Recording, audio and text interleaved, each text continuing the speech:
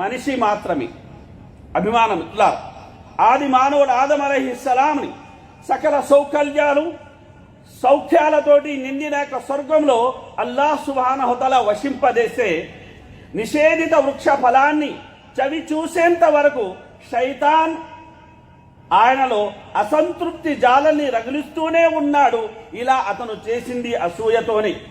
మనిషి సంతృప్తిని హరించే ఓ దుర్లక్షణం గురించి ప్రవక్త ముహమ్మద్ సల్లల్లాహు అలైహి వసల్లం వారు హెచ్చరిస్తూ చెప్పిన మాట ఏమిటంటే, ఇయ్యాకుం వల్ హసద్ ఫఇన్నల్ హసద యఅకులుల్ హసనాతి కమా తఅకులున్ నారల్ హతబ్.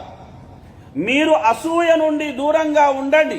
ఎందుకంటే ఎలాగైతే నిప్పు అనేది, అగ్ని అనేది కట్టెల్ని కాల్చి భస్మీపటనం చేస్తుందో అలాగే అసూయ అనేది మీ పుణ్యాలను అది భస్మీపటనం చేస్తుంది అని మహనీయ ముహమ్మద్ సల్లల్లాహు అలైహి వసల్లం వారు సెలవిచ్చారు. ఇక అభిమానం మిత్రులారా, ఈర్ష్యానందం మరియు అసూయ మధ్య గల తేడా ఏమిటి?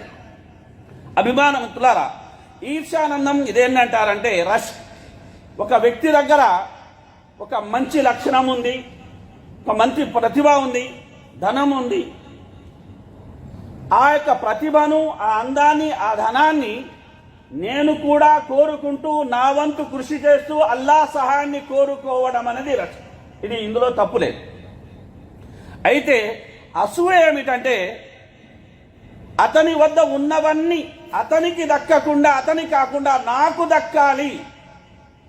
మరి దరిద్రం ఏంటంటే నాకు దక్కకపోయినా పర్వాలేదు కానీ అతనికి దక్కకూడదు. కనుక అభిమానం మిత్రులారా, గమనించాల్సిన విషయం ఏంటంటే దిల్ మే దూసరోं के लिए कीना व कद रखते हैं, लोग इखलास के पर्दे में हसद रखते हैं. కనుక మనం అసూయ అనే ఈ దుర్లక్షణాన్ని ఎంత త్వరగా విడనాడితే అంతే మంచిది. ఇక అభిమానం మిత్రులారా, ఖురాన్లో అసూయను అల్లాహ్ సుబ్హానహు వ తఆలా పేర్కొన్నాడు. అలాగే అల్లాహ్ సుబ్హానహు వ తఆలా చెడ్డ విషయాలను, అశుద్ధ ప్రేరకాలను కూడా చివరి 2 సూరాలు అల్లాహ్ పేర్కొనడం జరిగింది. కనుక సూరతుల్ మసద్ మరియు సూరతుల్ ఫలక్ మరియు సూరతుల్ నాస్ కనుక మనం చదివినట్లయితే చివర్లో అల్లాహ్ సుబ్హానహు వ తఆలా మిన్ షర్రి హాసిదిన్ ఇదా హసద్ అంట. అలాగే సూరతుల్ నాస్ లో మిన్ షర్రిల్ వస్వాసిల్ ఖన్నాస్ అంటే మనిషి హృదయంలో చెడు యొక్క ప్రేరణలను, అశుద్ధ ప్రేరణను శైతాన్ కలిగిస్తాడు. ఎందుకంటే మనిషికి ఉన్నత గౌరవాన్ని అల్లాహ్ ప్రసాదించాడు కనుక ఆ గౌరవం అతనికి దక్కకుండా చేసి ఎలాగైనా నరకం పాలు చేయాలనేది అతని యొక్క లక్ష్యం. అదేవిధంగా అసూయ పడే యొక్క ఆ సమయం నుండి అల్లాహ్ శరణు వేడుకోండి అని అల్లాహ్ సుబ్హానహు వ తఆలా సెలవిచ్చాడు. కనుక ఇది మహా చెడ్డ లక్షణంగా ఖురాన్లో పేర్కొనబడింది. ఇక అసూయ మనం హదీసులో తీసుకున్నట్లయితే ప్రవక్త సల్లల్లాహు అలైహి వసల్లం వారు అన్నారు, లా తబాగదు వలా తహాసదు వలా తదాబరు వకూను ఇబాదల్లాహి ఇఖ్వానా. మీరు ఒండొకరి ఎడల ఈర్ష్యా ద్వేషాలు కలిగి ఉండకండి, ఒండొకరి ఎడల అసూయ చెందకండి, ఒండొకరి యొక్క కూపీలను లాగకండి, వారి లోపాలను ఎంచకండి. మీరందరూ అల్లాహ్ దాసులుగా, పరస్పరం సోదరులుగా మీరు మెలగండి అని మహనీయ ముహమ్మద్ సల్లల్లాహు అలైహి వసల్లం వారు సెలవిచ్చారు. అదేవిధంగా మహనీయ ముహమ్మద్ సల్లల్లాహు అలైహి వసల్లం వారు సెలవిచ్చిన ఆ మాట ఏమిటంటే, ప్రజల్లో ఎవరు ఉత్తములు అని ప్రశ్నించినప్పుడు ఎవరి వద్దైతే హృదయ స్వచ్ఛత ఉందో, అలాగే మాట సత్యత ఉందో వారన్నారు. సహాబా అన్నారు, మాట సత్యత అనేది మాకు అర్థమైంది, హృదయ స్వచ్ఛత అంటే ఏమిటి అని ప్రశ్నించారు. అప్పుడు ప్రవక్త సల్లల్లాహు అలైహి వసల్లం వారు అన్నారు, ఏ హృదయంలోనైతే తక్వా ఉంటుందో, ఏ హృదయంలోనైతే పవిత్రత ఉంటుందో, ఏ హృదయంలో అయితే ఎలాంటి పాప భావన ఉండదు, ఏ హృదయంలో అయితే ఎలాంటి అతిక్రమణ ఉండదు, ఏ హృదయంలోనైతే దగా మోసం ఉండదు, ఏ హృదయంలోనైతే అసూయ ఉండదో అలాంటి యొక్క స్వచ్ఛమైన హృదయం కలిగిన వ్యక్తి అతనే ఉత్తముడు అని మహనీయ ముహమ్మద్ సల్లల్లాహు అలైహి వసల్లం వారు సెలవిచ్చారు.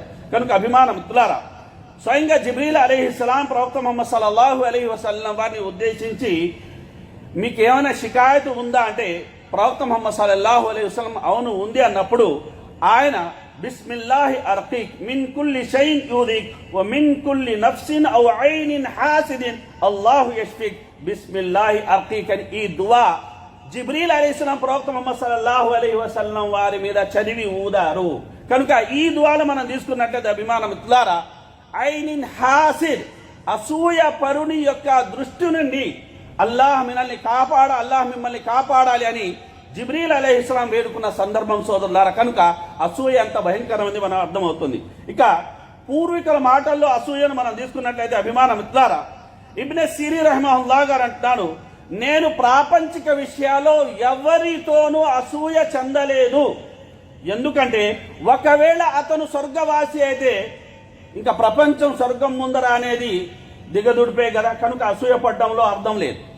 ఒకవేళ అతను నరకవాసి అయితే నరకం ముంద అసూయ చిన్నది. కనుక అభిమాన మిత్రులారా, నేను ప్రాపంచిక విషయంలో ఎవరితోనూ ఎప్పుడూ అసూయ చెందలేదు. అలాగే అబుల్లై సమర్కంది రహ్మతుల్లాహ్ గారు సెలవిచ్చిన మాట ఏమిటంటే, అసూయ పరుని చెడు అనేది ఎదుటి వ్యక్తికి సోకే ముందు అతనే స్వయంగా 5 విధమైన శిక్షల్ని అనుభవిస్తాడు. అందులో ప్రథమమైనది ఏమిటంటే అంతం కాని దుఃఖం అతని సొంతమవుతుంది. అలాగే అది అపాయమైన ఆ అపాయానికి అతను పుణ్యం అనేది లభించదు. రెండవది ఏమిటంటే ప్రజలు అతన్ని అసహించుకుంటారు.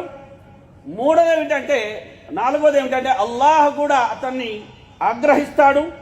ఐదవది ఏంటంటే మంచి చేసే సత్కర్ములు చేసే సద్బుద్ధి అనేది అతనికి ప్రాప్తం కాదు అని ఆయన సెలవీయడం అనేది జరిగింది. కనుక అభిమానం మిత్రులారా, అసూయ రకాలు కనుక మనం తీసుకున్నట్టయితే తీవ్రతరమైన అసూయ ఏమిటంటే నాకు దక్కకపోయినా పర్వాలేదు కానీ ఎదుటి వ్యక్తికి దక్కకూడదని.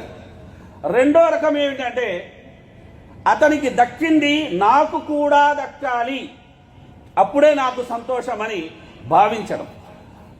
అలాగే మూడవ రకాన్ని మనం తీసుకున్నట్టయితే అభిమాన మిత్రులారా, తన కోసం దాన్ని కోరుకుంటున్నాడు కానీ ఒకవేళ దక్కకపోతే ఎదుటి వ్యక్తి దగ్గర ఉన్నది కూడా నాశనమైపోవాలని మాత్రం అతను కోరుకోవడం లేదు. కనుక అభిమాన మిత్రులారా ఇది గమనించాలి. అలాగే అసూయ మరియు పోటీ పైచేయి మధ్య ఉన్న తేడాని మనం గమనించాలి. అంటే అభిమాన మిత్రులారా గమనించండి, ప్రతి ఒక్కరిలోనూ ధనాశ అనేది ఉంటుంది, పదవి ఆశ అనేది ఉంటుంది, సంతాన కాంక్ష అనేది ఉంటుంది. అధిక సంతానం ఉండాలి అని, అధిక ధనం ఉండాలి అని, అలాగే మంచి పదవి అనుభవించాలని ప్రతి ఒక్కరిలో ఉంటుంది. దానికోసం కష్టపడడంలో తప్పు లేదు. మనం తప్పు ఎక్కడ చేస్తున్నామంటే పడే కష్టం అనేది మానేసి కష్టపడకుండా అల్లాహ్ సహాయాన్ని వేడుకోకుండా ఎలాంటి యొక్క కాయ కష్టం అనేది పడకుండానే అది మన ఇంట వచ్చి వాలిపోవాలని, ఎదుటి వ్యక్తికి అది దక్కకుండా పోవాలని మనం కోరుకుంటాం. ఇది తప్పు సోదరులారా.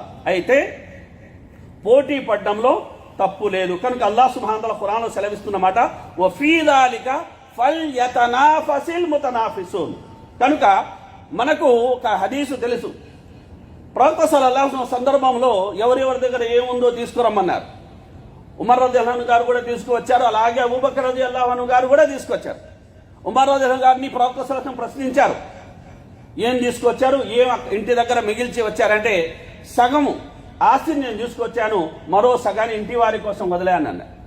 అబూబకర్ రలియల్లాహు తఆలా అన్హు గారిని ప్రశ్నించినప్పుడు యావదాస్తి నేను పట్టుకొచ్చేసానంటే మరి ఇంటి వారి కోసం ఏం వదిలి వచ్చారంటే అల్లాహ్ మరి ఆమె ప్రవక్త యొక్క నువ్వు వదిలి వచ్చాను వారి కోసం అన్నారు. కనుక గమనించాల్సిన విషయం అంటే ఇక్కడ ఉమర్ రలియల్లాహు